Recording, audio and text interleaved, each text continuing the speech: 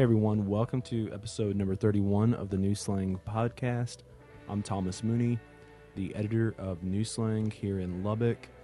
And episode number 31 is with John Baumann, our first three-time guest on the podcast. There's going to be 3 episodes this week of the podcast.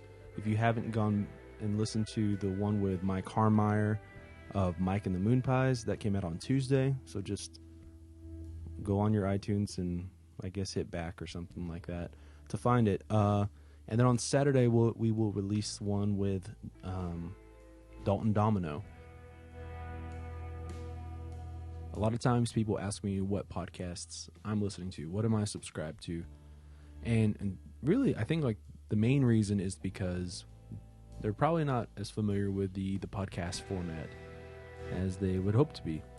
And so I really don't listen to too many music podcasts. I'm really like listening to a whole lot of like sports stuff, like Bill Simmons, and a lot of like true crime stuff. Actually, there's a lot of great ones out there. Everything from Serial to In the Dark to True Crime Garage. But long story short, I'm gonna go ahead and put out like a list of other podcasts that are music based. I think like the music podcast I'm most excited about right now is this one called Bad Truth Podcast. And I hadn't really listened to any of the episodes, but I had subscribed I guess pretty early on. There's probably about 7 episodes. And like over this past weekend I went ahead and just listened to them all. And it's probably like the most, I don't know if I would say brutally honest, but it's like refreshingly honest podcasts about music and about like what they're the honesty that they're giving, the tips and the pointers are not necessarily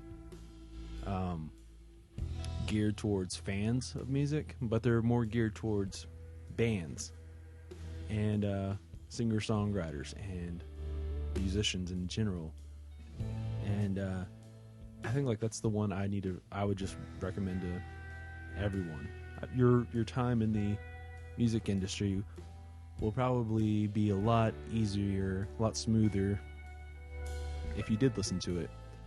So I'll go ahead and get on to the interview with John Baumann here in a second. But going back to New Slang, if you don't follow New Slang on Instagram and on Twitter, go ahead and do so. You can find us at _New Slang.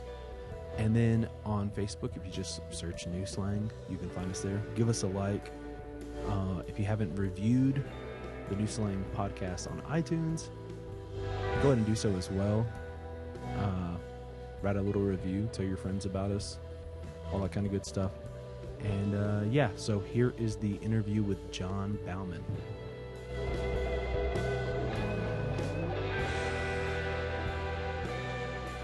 Yeah, we're sitting outside for this one, which is sitting outside in February. I love it.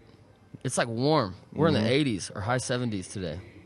Yeah, I think it got into the 80s. I know a lot of people went out this afternoon and like went to the range, which is like a kind of a bar thing where you can also drink and shoot golf balls. Yeah, shoot golf balls. And hit shit. Golf balls rather. Yeah, hit golf balls. And I thought about bringing my golf clubs up here this weekend, but this is more important. So here we are. You go golfing with? Have you gone golfing with Six? No, but I need to because I think he challenged me last time. Apparently, he's a pretty decent golfer. Cleto will attest to this. I beat Cleto in around maybe 6 or 8 months ago here, which was a good moment for him and me. I can't remember. I think it was I don't know. Like it was a couple weeks, maybe a couple months back. Maybe it was last time when you were here and you were talking to him. I remember like him shooting like 3 rounds in a day. That's gnarly. I mean, what is that? 18, 36. What's 36 plus 18? 48. Yeah, something no, like that. That's not right. 42? 50 something, 52? We're not math people. Yeah. That's like getting up at 6 or 7 a.m. and going to play golf. Yeah, well, that's what he did. Early bird, getting out there, playing golf all day. I'm not a golfer. I don't play golf. One of my uncles was a big golfer, and so I'd go with him on these little tournaments and shit, but I never really got into it. Hell of a sport, very challenging, a lot of fun, very frustrating. Got to practice, got to keep with it. Yeah. You know who's a great golfer? Who's that? Brandon Adams. Oh, yeah? Yeah. Brandon Adams, a man of sneaky talents. Yeah.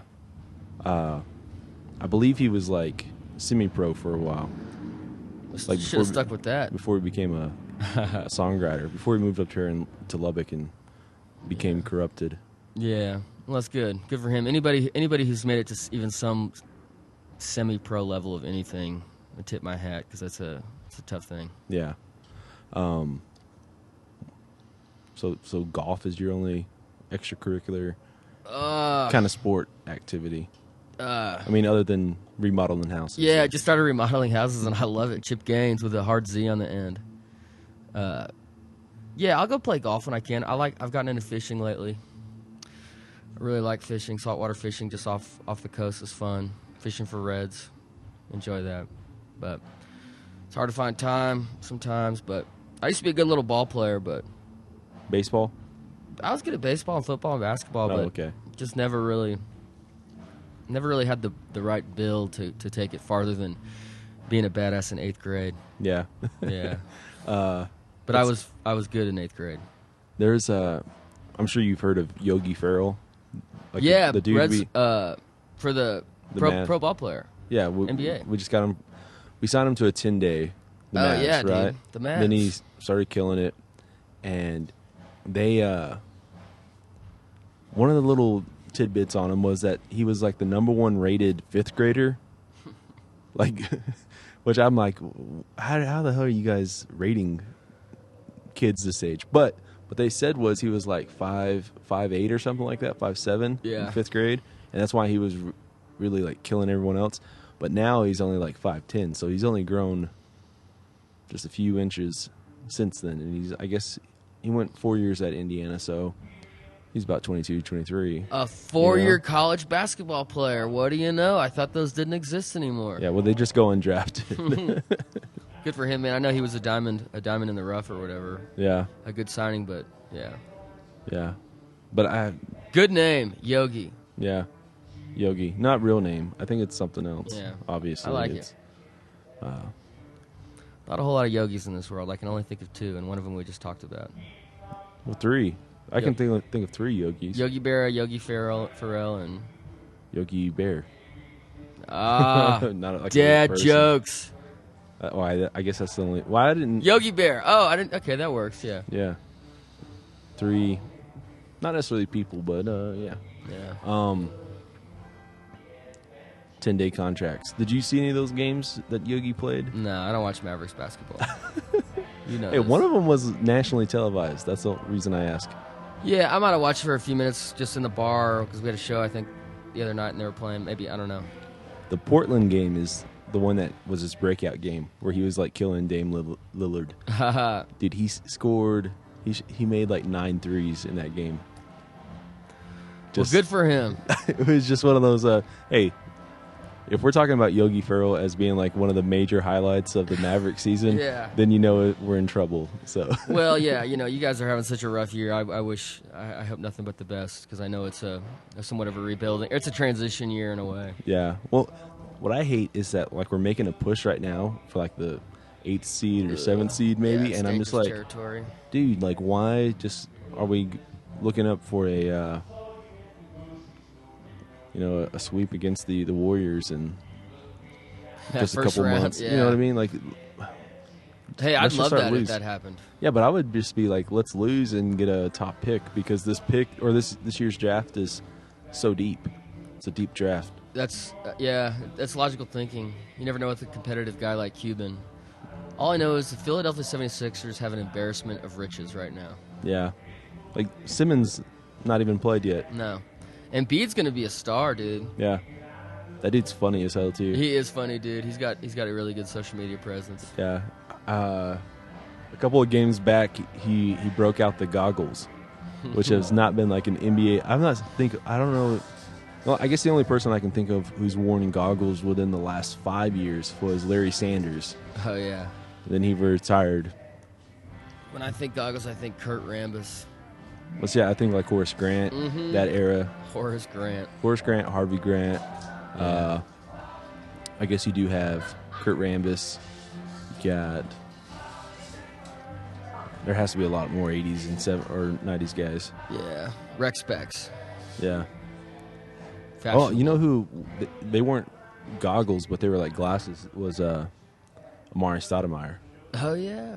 I read that book, by the way, the 7 Seconds or Less book, dude. Yeah? It's great. What'd you think? Yeah, I loved it, man. It was perfect. Did you walk away thinking like, oh, man, this guy is such a drama queen? You know, not so much. I think I sympathize with them a little bit being pro athletes and just being in the center of attention all the time, that suddenly when things aren't going their way, they don't want to ride with the team or whatever. Well, I don't know. You got to think about it this way, too, is that what is there, like maybe like 400 people who play every NBA season, which means, you know, obviously some D-League call-ups and whatnot. And at one point, like, all those dudes were like star players on their high school team. Yeah. Most likely. I mean, I know there's some times where it's like, oh, this guy played with 3 other people who went on into the NBA. But for the most part, like, they've all been star players and been, especially like around high school and that, you know, getting recruited. What were they being done? Like, everyone was just giving them everything. Yeah. And then all of a sudden now it's like, oh, you're like the 9th man, the 10th man. Fragile egos, man. They bruise easily. Mm-hmm. It happens. Yeah. It happens. So, yeah, you got a new record coming out and everything? I do, man. I'm real excited about it. People always ask you, is it mixed? Is it mastered? And I can finally say, yes, it is. And 12 tracks. We got a cover song on there we did, a Taschin tune. And planning for April, but if it slides to May, I wouldn't be surprised. And it may even show its face in March. So really just kind of doing a lot of the prep work right now. So I've learned kind of, I don't know when the next record's going to be, so it's kind of like do as much as you can before it comes out, so you're not doing shit afterwards. Because I don't know, man. It's got to be real careful and real smart about how we time everything. Yeah, that's like the underrated aspect of putting out a record. Yeah, like, people that no one really ever thinks about is all the prep work, making sure all. Well, especially when you're an independent artist, also you're so damn excited. You're like, oh my God, I have this song that I wrote, and it's got bass and drums and guitar and harmony vocals, and it's mixed, and it sounds good, and I think they'll put it on the radio, and then it's like you just get it out, but you don't think about, maybe I should just put one song out and then wait 3 weeks, or maybe I just tease it for 15 seconds on Instagram and then put it out in 2 weeks, just like that. But yeah, a ton of work goes into it, and a ton more could go. Sometimes you just got to stop yourself and say it's time. Yeah. You, like when Flatline released their record, they had a little bit of, I guess, some extra stuff, like some like, I can't think of the damn game. It's like the Mexican bingo game. Yeah, tarot cards. Yeah. Yeah. They kind of had that shit going. Yeah. Which was like an extra little, you doing anything like that? No. Action figures? No, I'm not a toy man, but I'm real big on video. So I'm really trying to hit the video thing hard this time around, and like I teased one song in the record announcement a week ago. Mm-hmm. It was a 30-second clip of one of the songs, and I'm kind of doing that kind of stuff. Yeah. I feel like the killing with content is kind of going to be my methodology on this record. Yeah. Space it out, video, So. Yeah. We'll see how it works, man. My attitude is leave no stone unturned. So. Yeah. Did you write with anybody on this record, or did you just? I didn't, and I don't really say that proudly because,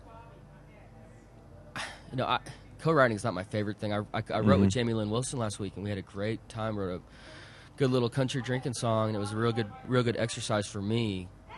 But I take a lot of pride in having written 11 of the 12 songs, and obviously there's a cover, but yeah. I'm best when I'm left to my own devices, I feel like, and can kind of do my own thing. Yeah.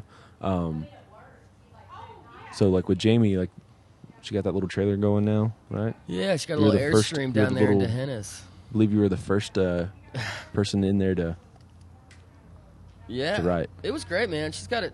she's got it set up. She and her husband Roy from the Turnpike Troubadours video. It's so hilarious. So he's in the Gin and Smoking Lies video, and he just looks like such a dickhead. No, he really does. He looks so mean. But you meet him, and he's honestly one of the sweetest people I've ever met. Just incredibly kind. So it's really funny, visiting with him some and being like, God, you're that abusive father in the video. Yeah. But she's talked about how everyone will recognize him and not her, even though she was like on the record. Like, yeah. Well, what? She got a cool little trailer down there. I gotta say, she is so talented. I mean, she can pick up a mandolin, a guitar. Her meter is so good on the guitar, just timing-wise. She can harmonize with anybody. I mean, she's really like, I don't want to say triple threat, but like beyond that. Like she can kind of, you can be doing a tribute show at Steamboat, and she'll walk up there and kill it, and then she'll come back up doing like a Guy Clark cover, and then come back 9 songs later for the finale and harmonize, and it's just like, oh my God, Incredibly talented, incredibly sweet, and a good hang. So. Yeah. Her last record was really, really great, and I don't know, like it's one of those things where I find this is kind of a funny thing about everybody is that even if they're really talented and really respected within the scene, they still get nervous about like asking people to be on the record. Because I remember her saying that she was kind of nervous to ask Wade if he wanted to, right? Or no, they had written that song, but asks if he wanted to be on it, right? And she was just kind of like nervous about asking, and then of course asks, and he's like, "Oh yeah, of course, I was wanting that kind of thing." You're exactly right, and this asking is a big part of this whole part of it, being fearless in a way. Like, remember when the lineup came out for Medicine Stone, and she was like the only girl on it, and she was like, she tweeted something. She was like, "I am on it because I asked to be on it." Yeah, and it's like, there's no harm in asking. The worst they can say is no, and maybe get your feelings hurt for a little bit, but.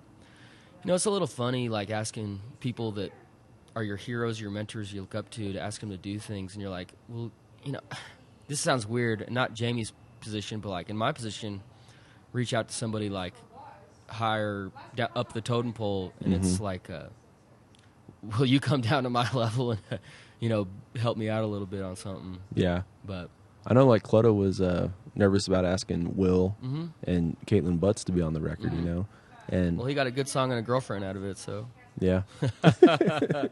No, man, it's great and it's good to collaborate, and you create unique friendships and you create something that's forever. Yeah. But the truth is, if people are people, you just ask and they'll say yeah, and it's cool. Yeah. I think like with Will is, Will's probably been asked to be on people's records 1,000 times, and he's not said yes to all of them, but he says yes if it works, and that's something that you also have to take into account is that, do I want all these big names on it just for the sake of big names, or does it work? Yeah. We were, one of the songs on the record, we were talking about asking Jamie Johnson to be on one of my songs, and I was kind of like, Jamie Johnson doesn't know who the fuck I am, and I'm not really sure I want a guy with that much clout on there. And it didn't end up happening. But, yeah, you got to take into consideration, does it work for me time-wise? Am I going to make a buck from it? Sometimes it's like, can I get $150 from singing? Sometimes it's not about that. Sometimes it's just about hanging out with other people and having a few beers and being on their record. Yeah. Your songwriting, we've talked about this before, but what you sent me over earlier, one of the things I can just really tell about your songwriting as it's developed over time is that you're not putting so many words in anymore. Yeah. Really, I don't know. You're more even with what you're saying more with less. I appreciate that. It's a process, I guess.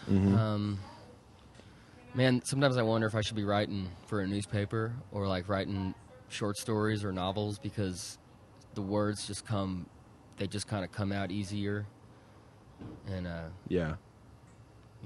sometimes the music takes a little bit more, but yeah, I guess I'm trying to say more with less. I guess I'm just trying to be more concise and I think it comes down to just writing better songs. Yeah. Just continual evolution. Yeah. Well, I think these songs, they just feel natural. Yeah. I know a lot of the other early stuff I compared you to like early Springsteen when he was just like trying to cram so much in and Yeah. do such a little amount of time. Yeah. Well, this record has 12 songs on it too, 11 of which are mine, and it's kind of like I talked to Charlie's heard the full record, and he was like, "There's 3 different Baumans on this record," and with a full length record, it's kind of like there's a little bit of everything, a little bit. There's some, I don't want to say indie pop, but like indie alt rock songs. There's some heavy songs. There's some anthems. There's some, pandering to the Texas audience songs. It's just a little bit of everything because, it's a lot of songs to write. Yeah. Don't want to do the same thing twice. Yeah. The anthem, like on Departures, you had like Vices on there that was, to me, like a very Steve Earle kind of anthem-y thing. Did you, like, on something like that, do you think about it being an anthem? No, in not a way, at all, or dude. Do you just... If I were to show people what Vices originally sounded like, it sounded like a mellow bluegrass, like mellow mid-tempo, like slapping I don't write the songs to sound like that. A lot of that's the production. And, like, I'll be honest, like, Departures was a 6-song little EP, but it was really, like, clean and polished and big sounding and just flat out. I just don't know how much we can replicate that on stage sometimes. Yeah. And this record's way more of, like, who I am as an artist and where I am in my career and where my band is behind me. And it's a way better snapshot of who John Baumann is. Yeah. I think. Yeah. But, like, at what point does it turn? Like, on the, like, for Vices. Yeah. Once you realized it was going to have a little bit more of a, that anthem-y feel. Yeah. You said it was in production, but, like, at what point does it kind of do the turn? And you guys kind of realize that's what it should be versus going down another road? A lot of that, I think, is I'm a guy that I'll be in the studio and we'll be working on a track, and I love the way it comes out, and I'm not the kind that's like, no, we need to do it a different way, because I just am the guy, I hear it, and I'm like, yeah, that's badass, let's just stick with it. Mm-hmm. And it just kind of happens that way, and sometimes I'm not the best at telling people we need to stop and rethink how we're doing this, but I think some of those things just kind of naturally happen. And what's really funny is a lot of songs you think are badass end up being songs that people aren't as in love with. Yeah. And the songs that you don't like as much, people are like, yeah, dude. Yeah. Sick. That is a strange thing. Yeah, it's really strange. Like, I've been sending out this sampler. The record, I've been sending out a sampler to a few people with just 5 of the songs, and I'll be interested to see what they think of the other 7. Yeah. I always find that interesting, too, because, like, whenever I do, like, the Panhandle 100 list of the year kind of shit, I'm always putting, like, what I think are the best 100 songs, and that doesn't necessarily line up with what is the most popular song on radio or something. You know what I'm saying? Totally. Like, for example, with Flatland, One I Want is like was the number 1 song in Texas on radio last year, and like I don't think that's the best song on the record. I think like it's definitely I thought it was gonna be like their breakout hit, but I think like Humble Folks is the best song that they've done. It's funny, man. It's funny what the masses, what they respond to. Like Eagle Ford. I hated that song, but that was like my first play on radio, and people loved it, and I just hate it every time I hear it. And with Vices, it's way more polished, way more clean, but it didn't have anywhere near the kind of fan reaction that Bay City Blues or Eagle Ford got. Yeah. It's funny how people, you never know what they want. Yeah. You try, but you're better off just doing what you do, what you think is best, and then hoping something sticks. Yeah. Do you send out singles to like radio, that kind of shit? I haven't, but I'm gonna start. Yeah. And this is 2017's. I think 2017 is what I would consider a big year for us, so that 18's a bigger year. You know what I mean? It's like we're building for 18. Yeah. But this year my plan is to have 3 singles off this record, and well, see, that's when decisions on what do people like really come into play. Yeah, and I'm gonna start getting second opinions here this next week and the week following. But we're gonna give it a shot with 3 different singles, and this record is way more Americana. I mean, it's almost like a lo-fi Americana record as opposed to like a big sprawling production. So this I might be better off promoting it to Americana chart than a Texas chart. But I'm in Texas. I play in Texas every freaking weekend. Yeah. Might as well do my due diligence and try to work the chart, you know. Yeah.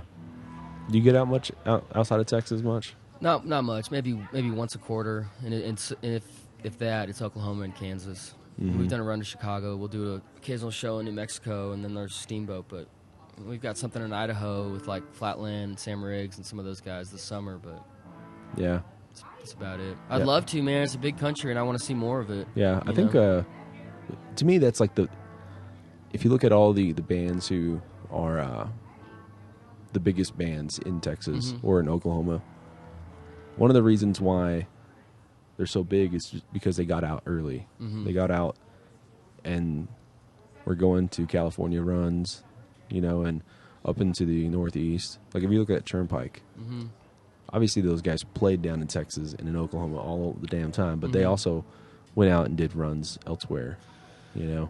Yeah, and there's something to be said for that. Also, I think you got to have a product, though, that'll warrant you. Like a talent buyer from a bar in Chicago doesn't have much interest in you unless there's some talent. There's some talent and there's some momentum, per se. Yeah. I mean, like, saying that all is like also like, well, yeah, any example you give, they're also just talented people. Yeah. Oh, for sure. You know? I really hope this record can get us to some other venues. Like, I'd love to play Salt Lake City, and I'd love to play, you know, Salt Boston. Lake City. What's that? Salt Lake City. Salt Lake City. That's right. But we'll just have to see, man. But you know, the good thing about being in Texas is, you know, it's a 6-hour drive home tomorrow, which isn't that bad. Yeah. You know.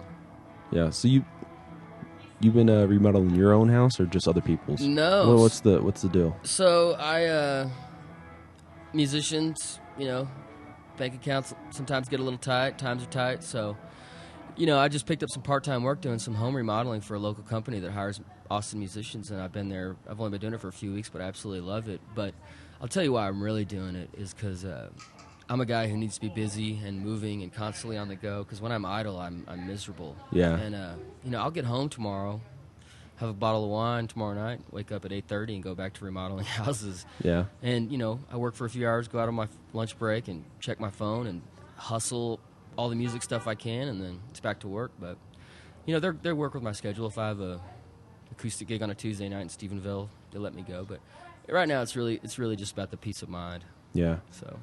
Yeah. Got to get some like working hands. Yeah, I love it. I love calluses. I love it, man. It's good too, because I also think about like songs, and there's something about like woodworking and craftsmanship that goes hand in hand with songwriting, and I'm learning new stuff all the time. But I take a lot of pride in what I'm doing right now, and especially pre-record release. It's like good for me to get my mind off of it. Yeah. Because if I'm just sitting at home thinking about what are people going to think of this, I'm a pretty unhappy guy. Yeah. So. Yeah, I used to work in a cabinet door shop, making cabinet doors. Yeah, it's good. Yeah. It's good stuff. I've never been one for like the retail world, like behind a counter. But it's good to know, just like, well, we got a little system down, and you work a hard day, and I'll tell you what, beer tastes a shit ton better at the end of a long day than waiting for the missus to come home, and she sees you watching ESPN. She's like, "What'd you do today?" And I'm like, "I didn't do shit." So beer tastes is better. It does taste better, dude. I don't usually drink beer on the weeknights, but when I get home, I'll crack a cold one and put a good dip in, Granger Smith style. And just kidding. But yeah, I'm pretty happy right now, man. I'm liking it. Yeah. So how are your Spurs doing? I'm really excited. Dwayne Dedman was a great find. Spurs. That dude looks old as shit. He's long and lanky, dude. I don't know how old he is, but I tell you what, man, I feel good. I feel real good. Flying underneath the radar. Yeah, I mean, 41-12 doesn't suck. But, you know, let him talk about LeBron. Let him talk about the dumpster fire in New York. Let him talk about the Warriors. Man. Let him talk about KD going back to OKC. But all along, we're going to be just getting better. And first off, the LeBron thing, where, you know, he clapbacks at Barkley. Has some words for Phil earlier in the season. Then what's he do? What was the last person? Oh, yeah, Franco Solo. So he's all just going off on people. I think that's a good thing. Just because like I'm tired of the passive aggressive LeBron. Like if we can just have just regular aggressive LeBron, I'm fine. I'm way more happy with that. The brutally honest LeBron versus the PC. the passive aggressive tweeting things that are just like subtweets about Bosch or Yeah. Riley back in the Do day. you watch PTI? Pardon the interruption. No, I used to. So I watch that show all the time and like every single day. And Kornheiser just thinks that LeBron just runs that team, GM, coach, and player. Yeah. In my opinion, he's the second greatest basketball player of all time, and he can do what he wants. But the passive aggressive shit is weird. Yeah. The whole Kevin Love thing was weird to me. It's just like, dude, I'm not a big believer in internal conflict or just weird subliminal messaging. I just think it's weird. Well, the thing is, like, I do think there is something to him, like, having the approval of everything. Barbecue. You know what I mean? Thanks, dude. Like, he does have, like, I'm sure, like, everything's run past him in a way. But also, like, just showing him that, like, they have, like, 14 people on the roster right now. You can have 15. Mm-hmm. And if they've not had any 10-day guys, right? They've not, like, signed somebody. The one trade that they did was for Corver. Mm-hmm. And he still wants a playmaker. Yeah, well, he wants a backup point guard, right? Yeah. A playmaker, blah, blah, blah. Or he wants one of his buddies on the team, I think, really. Yeah. But, like, the thing is like, to me, it just shows that he's not in charge of everything, you know? Of course, like, him and Dan Gilbert, the owner, like, he still doesn't talk to him he doesn't ever say his name. He just says the owner. The owner's going to own. And then, like, I can't think of what the GM's name is, but he'll say his name. Yeah. And I don't know. I don't know either. I don't think they necessarily got lucky last year, but they found the Warriors with injuries and they're run down, dude. That chase for 73 wins it was their undoing. yeah. And then also, like, Draymond was suspended that one game. yeah. I think that's probably more than anything else. Yeah, that was impressive though. It was downright impressive, and I was happy for them. I remember watching that game and I said aloud, holy shit, they're going to do it. Yeah. And it was just like, I love moments like that. You know, Yeah. it's just triumph. See, this entire year has been like a national championship kind of shit. Has all been like holy shit moments. If you go to... it has been. Super Bowl, national championship, it has been. Yeah. Even the World Series. World Series, NCAA men's By the way, final. our last podcast, we talked about how good the Cubs were doing, and I said I think they're gonna take it. Yeah. Well, the underrated one on all these that everyone forgets to mention is the NCAA men's Final Four final game, Villanova versus UNC. Remember, UNC drives down the court, hits a shot, timeout. They're up by 1, and there's like 3 seconds left. Villanova has to like get the ball down court, full court, and pass it to the point guard. Point guard goes down. The guy who passed the ball in is just trailing him off to the side, and then he pitches it back to him, remember? And then he hits that 3-pointer at the buzzer. Yeah. So, like, that, too, is just like a great comeback. It's been a good year for the big games. Mm-hmm. And I hate college basketball. But No, I hate it, too, but that was a great game. yeah, it was. I bet we get a good NBA finals and good conference finals this year too, and I'm ready for baseball season. But yeah, it's been great, man. The national championships, Super Bowl is awesome, dude. Yeah. I mean, the national championship and the Super Bowl were kind of similar. How like sort of a grudge match in the national championship in the last 3 minutes were incredible. And the Super Bowl was an ass kick. I mean, I was at a Super Bowl party and people were leaving. Yeah. You know? See, the national championship game, I thought, like, I felt bad for Clemson for a while. I was like, they're not ready. They can't do this. I thought they were the better team. Watching, who did they play in the first round of the playoff? Oh, wow. Ohio State. Yeah, I think They so. mopped the floor. Yeah. Or was it? I don't know. It was Washington. I don't remember. They kicked their ass, and they just looked so dominant. And Alabama didn't look as dominant in their playoff game. Yeah. And I just thought, Clemson is the better team here. I felt like an outlier, but... But Alabama, like, that first couple, like, first quarter and a half, second half, or the first half, Alabama was just killing them. Yeah. Like, they looked like they were, what's his face? The quarterback just looked like he was not looking downfield. Like he was just looking at the rush. He couldn't get out on any bootlegs, anything like that, and was just getting killed. But I don't know. They did come back. I think what happened is the defense just got tired. The offense, Alabama was freshman quarterback in, that kind of shit. Well, I wonder if Nick Saban regrets letting Kiffin go and bringing in Sarkisian. I mean, that just seemed like the stupidest thing ever. Yeah. Just keep your continuity, dude. Like, don't shift off offensive coordinators for the biggest game of the season. I mean, this is what you guys have been preparing for. Yeah. Well, see, I've heard a lot of people say that the Kiffin, that the game before, the reason why Alabama was struggling was because people said that Kiffin was trying to juggle those two jobs at once. Yeah, he probably was. So Kiffin's such a... Yeah. Like, I always think with Kiffin is, like, he's done some... If you look back at, like, the USC, Oakland Raiders, the Tennessee job, all of those things, Yeah. he was like a kid. Yeah. Like an immature kid. Yeah. But he's still, like, he was still older than us Yeah. at that point. He's had a really mangled career. Yeah.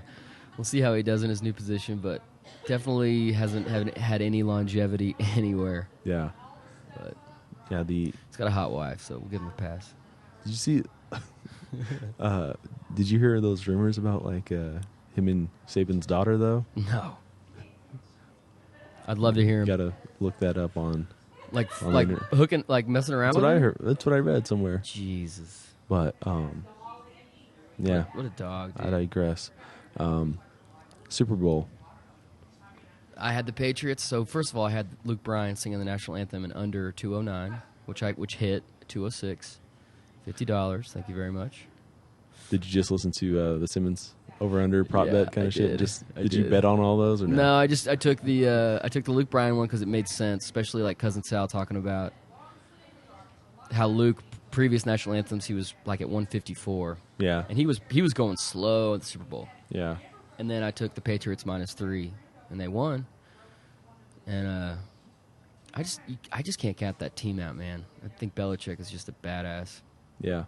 Just a badass. Well, what I loved was at halftime you saw a lot of people tweeting out, we got to keep Jimmy. I think Brady's done. Yeah. And then I'd keep Jimmy anyways, man. I think he's Aaron Rodgers 2.0 with Brett Favre, Yeah. The thing is like if you're Jimmy, like he's like 27, 28. No way. Yeah. Like he's been there a while. Like I think he's like 26, 27. I want to 28, say something like I want that. to say like 25, maybe 26. I'm telling you. But he might be trade bait this year. I mean, San Francisco needs a QB. I think like you trade him for a first rounder. Yeah. And then like you take another quarterback in the third round this year Yeah. to do the same thing. I think Tom has maybe 1 to 2 left. Yeah, but he wants to play like 4 or 5. I know. But Which the heart sounds crazy as the hell. heart wants what the body can't have sometimes. Yeah. The thing is, like, That's a hell of a song right there. Maybe I should write it. You need to take a break real quick. give me 20 minutes. No, just kidding. But the thing about Brady is that he's not lost any of his athleticism just because he didn't really have a whole lot working at the beginning. Yeah. So Well, I think a lot of it's the sleep regimen and the diet and yeah, some of that crazy self-discipline that's kept him going. And might keep him going longer than most other quarterbacks. He might be setting a blueprint for how a professional athlete needs to treat their body. But as like Simmons talked about this a whole lot, is that once it goes, and you saw with Manning, Yeah, that it went so fast, Yeah, so fast, and like the Broncos won that championship, the Super Bowl, with their defense. Yeah, in spite of Manning playing, yeah. Well, and the Pats aren't they're not a defensive juggernaut. Mm-mm. So bend no break. yeah, I just wonder if we see it in the next year. Also, if he gets hurt like an ACL or something like a serious leg injury, Well, that's it. What did he do? Like 4 or 5 years ago? Broke his leg. Is that what happened? Mm-hmm. When Castle came in? Yeah, he broke his leg. Yeah. That was like first game of the season. Yeah, Kansas City. Yeah. See, they did that with Castle right then, right? Is that they went like 10-6 with Castle, but they somehow missed the playoffs. Yeah. And then they were able to trade him to Kansas City. I don't know what they got back, but I'm not sure either. But Belichick's a mastermind, and he'll cut you loose. He'll cut you loose when he thinks before you're done. But he traded Jamie Collins this year, yeah, mid-season to the Browns. Yeah, which seems like, I mean, maybe he just didn't like Jamie Collins that much, so he's like, you know what, I was gonna trade you, but then you did this, and you got to watch yourself on that organization. Yeah, one small step, but they're also a reclamation organization. You know, like Michael Floyd. I wonder how long Gronk's going to be there. Yeah, I would not be surprised if Jimmy and Gronk are traded. Yeah. Man, if I was the GM, I'd cut Gronk, and I'd because Gronk's a free agent this year, so he's looking at some money, I think. I don't know if he's looking at money regardless. Yeah, but I'd hang on to Jimmy. I think he's a badass. But almost any QB can thrive in that organization, I think. Yeah. You know, so. Yeah. We will see. Do you watch or listen to Dan Patrick in the morning? Yeah, sometimes. They cut him from my my local AM sports station in Austin. He's not syndicated there right now. But you know how that stuff comes and goes. Yeah. What's his face? McLovin on there. Yeah. He's always talking about Brady being a system quarterback. So, system quarterbacks. Yeah, system quarterback. I think that's so dumb though, because I think like everything's a system, and like it is. But some systems are more evolved than others. I would say. Well, I mean, like there's the system where it's like the gimmick system, which makes guys look better. Yeah. And then there's like actually, you know, everything's a fucking system though. Yeah. But like, he's always arguing about systems, being a system quarterback. Yeah. In ways that are not, I don't know. Yeah. I know we've talked about Super Bowl halftime stuff before, about how like it should only be like Bruno Mars. Yeah. Beyonce.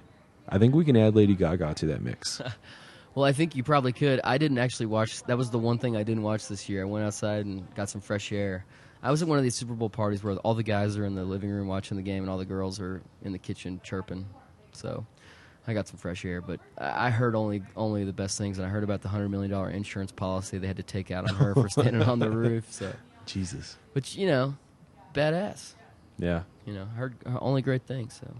Yeah. I'm surprised they didn't bring out Tony Bennett for something. Yeah. The creepy love. Love dynamic. I'm just kidding. What's I think so funny is that one, she does this incredible halftime show, and it's like not any new stuff. Yeah. Like nothing within like the last year or something. I think there may have been like one song off her last record, but all of it was like Fame Monster era, which is like 6 years ago. And I mean, should have my wife on the podcast. She could talk about this stuff with you. Oh, I know, but I'm gonna just ramble on for a second. But it goes into like everyone loving nostalgia, even if it's just like 5 years ago. Right. Everyone loves that shit. What also though I found funny is that seeing a whole lot of people who are just conservative in nature talk about how great this halftime show was. It was she didn't try and make any political stance, and it's like, well, 5 years ago you guys were like going crazy about Poker Face. Yeah, not good for our teenage daughters to be loving. Yeah. I don't know. People are weird. Yeah. But you're doing covers. I'm doing some covers. Yeah. Is it for nostalgia or is it for? It's both. It's two parts.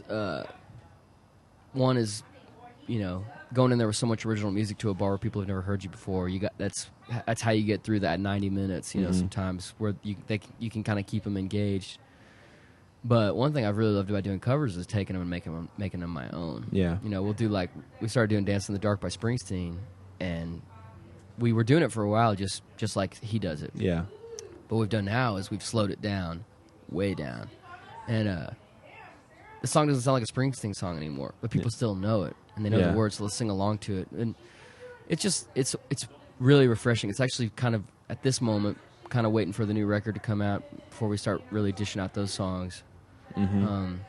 It's become my favorite part of the show. Yeah, well, I've seen like you've done your song, Elton John. Yeah. The Dire Straits song, Walk of Life. Yeah. We slow down Walk of Life. We speed up your song. We do Tougher Than the Rest, kind of like Ledoux does it, not like Springsteen. Yeah. We started doing Folsom and slow it way down and swampify it. We've got we're doing LA Freeway kind of just like that, like the record, and little Amarillo Highway occasionally. So, but it's been fun, man. I actually really have gotten into it. Yeah. So, I just can't, because you'll never sing the song the same way they did. So why try? Yeah. Especially me. Some guys can pull it off, but I'm just not. I'm not that much. I'm not the vocalist that can mimic a Springsteen. You know. Yeah. So. Man. I don't know. It's nice out. It's It is. February. Yeah. It's not February snow. But Blue Yeah. Light, Lubbock, Texas.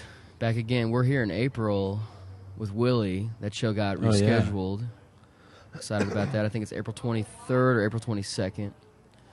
So, should be good. Hope Willie's doing all right. Yeah, you bought a suit for that. Yeah, I've been wearing my suit a little bit. Yeah. Yeah. You like that? You like the Yeah, I do like look of it. it? I don't think I'd be wearing it if I didn't. You know, some shows I busted out, and it's good, man. You got the sharpest guy in the room. It has power when you wear a jacket. It's crazy. Yeah. People treat you differently. Yeah. It's funny. Well, I remember, what was it? Not last time you played here. You were opening for somebody. Yeah, I was opening with Cody Johnson Yeah. over at Charlie B's, and yeah, sometimes You sneaked in over here. I snuck in over here. I'd your had suit. I'd had enough of that environment, and came over here, and I think Caitlin Butts was playing, and yeah, I was a little gussied up, but you know, I like it when we dress up sometimes. You know, like Robert O'Keen's guys; those guys look sharp as hell. Yeah. And When you dress up, does the rest of the band dress up? yeah, I mean, Okay. it looks weird. So to you're have not one just, guy. okay. Just making sure. Yeah, no, but I mean, sometimes it's fun to throw a bolo tie on or just wear a tie, but you know.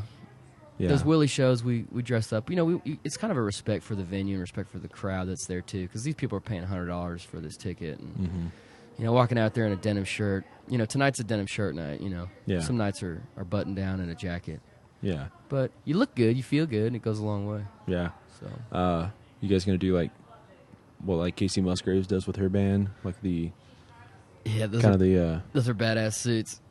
yeah. I just I don't know if they're necessarily nudie suits, but yeah. Well, she looks good in it. That's a little over the top for me, and honestly, the music is a little bit too raw, almost to dress up sometimes. Yeah. So, but yeah, we've established a little bit of a dress code in the band. That's So, good. Yeah. Yeah, Bolo ties. yeah. Bolo ties work.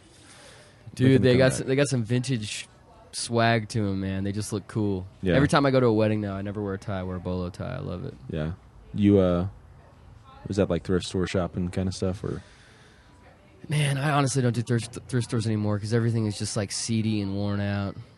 Seedy and worn out. Yeah, I just my thrift store days Not are even done. for like bolo ties. Is not ever. Oh, I'll go to Shepler's or Boot Barn to get spend Okay. $20 on a bolo tie, which is ridiculous. But I bought bolo ties for the band. I called it a knighting ceremony, and I gave them each a different bolo tie, like one with an American flag, one with an eagle, one with a guitar on it, just like this is for you. Yeah.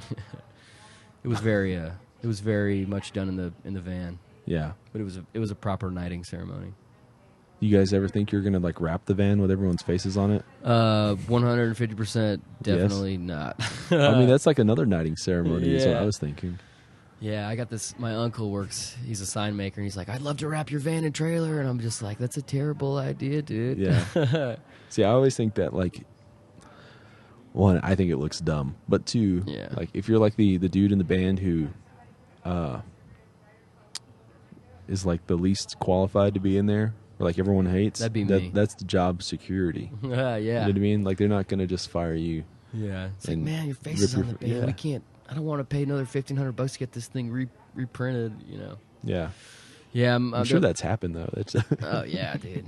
But I think it's totally like a thing of the past. I guess like big Nashville tour buses from the '90s with the face on the side. yeah. Pretty gnarly. See, if I was like, I don't know, it's very much like a '90s country thing, like you were saying. Like, I don't know if did George Strait ever do that? He Or might did have. he just have like his name, He might like have. his logo name? thing? I just don't know. I've heard that story about Robert O'Keen being broke down the side of the road, and then Steve Earle's bus whizzes by, and I think they say that his face is on there, but maybe it wasn't. I don't know, but yeah, I think in 2017, it's just not cool anymore. You got to bring it back. Yeah, You know, Garth Brooks is playing here It's exciting, dude. You got to get him on a podcast. He's got like 5 dates. That's why I think like even there's a sliver of a chance. It's because he's going to be here like freaking 4 days or something like that. He's playing like 5 or 6 shows. In Lubbock? Yeah. They're all Bizarre. sold out. That's cool. You got a chance, man. Yeah. A fighting chance. He's doing like a couple matinees, I believe. Yeah. It's badass. Who do you think could do that? Like here in Lubbock? Like 4 or 5 shows in a row? Yeah. George. I said George, and somebody on Twitter said that they didn't think so. And I said, no, like you're gonna have like everybody there. I'd say George confidently. I'd say Garth confidently.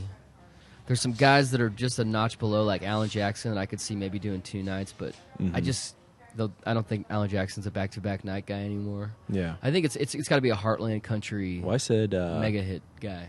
like Shania Twain. I think. That'd be awesome. I think Taylor Swift could. Oh yeah. But then you're bridging a whole nother genre somewhat with Taylor. I mean, how would Kings of Leon do here? I think they would have to be like amphitheater. Yeah. I don't think they could do United Spirit. Could they sell the amphitheater out, Kings of Leon, you think? It would have to be like a. I don't know. It'd have to be. They wouldn't do it like on a Friday. Yeah. I'll put it that way. They would do it like They could do like a. Weird Tuesday or something. Yeah. Where if it doesn't sell out, it's okay because then Friday they're playing Dallas. What about Sturgill 2 nights here? Sturgill played here a couple years back at the Civic Center in one of the rooms over there. Yeah. It was really cool. It didn't. Yeah. It wasn't sold out though. Wow. It was like a big area. Yeah, I mean, you would think that like no matter what, he would have sold that out. Stapleton tickets went that quick. Yeah. And he played at Citibank. I think like I don't know. I think maybe Stapleton could do something like that, like a 2-nighter Yeah. kind of thing. Kanye West? Of course, Beyonce? of course. Man, I can't believe Garth is doing 5. That's crazy. Like it's like but- 5 shows. Yeah. Yeah. No, man, Lubbock, Texas, I mean, we're in the heartland or just south of it, you know. It's perfect for a Garth. The Heartland. Heartland. Yeah. Sing a song about the heartland. Yeah. Did you? Are you a big Garth guy? I am a big Garth guy.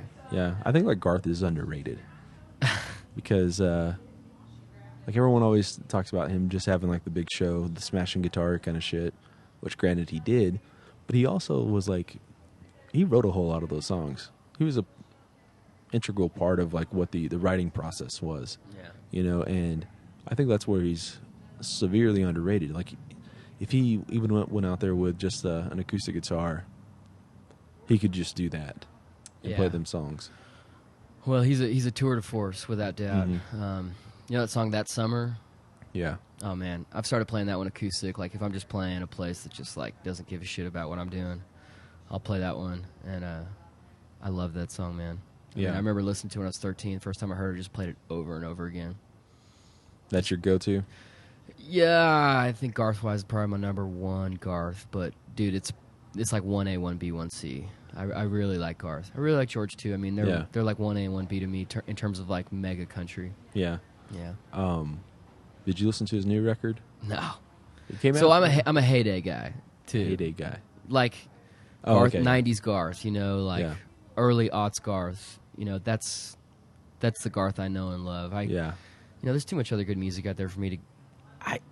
I'm just not gonna spend the time on his new record. I'm just not. See, I got his new record, and it's not as bad as I thought it was going That's to good, be. yeah. Yeah. Well, he's a pro. I mean, I should take a listen to it, but There's like three or four songs that are like, oh, that sounds like 90s Garth. that's awesome. And then there's like a couple songs. There's one song where you're just like, oh, I can't remember what it's called. Yeah. I think I have it on my phone. Yeah. And it's just like, no, you don't do that. Just don't. Yeah. Why'd you do that? Yeah. It's called Bang Bang, and it's all in caps Oh, no. and with exclamation points. Oh no. There's a song on there called 18 where the 8 is an 8. Yeah. And then T. Yeah. And it looks really, really dumb, but it's actually okay. Well, that's cool. Some of that shit just looks weird. Like, and sometimes people just age. I'm not saying Garth. Like, some people just kind of lose their what's hip sometimes. Yeah. It's funny to watch. What it is, I think, is like you've done something that's hit every Yeah. time forever, and so then either you get into that thing where you're Yeah. just like you're on that treadmill of Yeah. just like, no, this is what it is, or you do the whole like, oh well, everything like the scene is moving past me, so I've got to like jump into that. Yeah. Like it would be like if George was like, well, shit, I need to get into this bro country stuff, you know, because it's hitting. You know, Guy Clark's book that came out Mm-hmm. just recently. I'm the biggest Guy Clark fan in the world. One of them. I love him. Adore him. One thing that kind of caught me as strange was it felt like just the way I read that book was he was doing a lot of co-writes with younger up and comers, and I wonder if part of that was not to stay relevant, but just to keep with the times, or not keep with the times. You know what I'm saying? Yeah, But like stay fresh. stay fresh, and also keep your catalog alive and well, Mhm. and maybe your mailbox money alive and well. Not that it was hurting, but just, you know, savvy business decision, right, with younger up and coming guys. But I mean, like, I'm guessing that dudes in their 20s, they're just gonna be filled with a little bit more piss and vinegar than somebody in their. There's no doubt about it. Yeah. I think back, I'm 29. I started doing this when I was 24, and I couldn't shut up about what I was doing, what I was writing. I mean, I'd walk into a bar to see a McMurtry show in Austin, and I'd have like 10 CDs in my back pocket, and I just hand them out to people. Yeah. I mean, the piss and vinegar thing in your youth is an incredibly strong thing. Mm-hmm. And I'm still excited as ever, but you can definitely feel like reality sets in as you age a little bit, and the enthusiasm is still there, but it's not what it was. Yeah. But, you know. Well, I think that's why so many people burn out. You know, they burn out so quickly, just because You burned so hot in the beginning, yeah. you're just so excited, Oh, and yeah. then all of a sudden, if things aren't picking up, then you're just like, Yeah. well, fuck it. Well, it's super easy to get discouraged, and Yeah. this is a weird business, and people will pass you by, or you'll pass somebody by, or whatever. But yeah, dude, a lot of Jeb Hurt, he works at Red 11, our booking agency in Austin, told me one time. He said some guys start too soon and they burn out. Some guys start too late and it's too late. Mm-hmm. And I think a lot of it is the guys who start too soon don't burn out because they don't get discouraged. They just keep fighting. I think those are some of the best success stories. Yeah. You know. Yeah. I mean, also though, like so many guys, like you don't necessarily become a superstar until later in life, right? Like look at Stapleton. Yeah.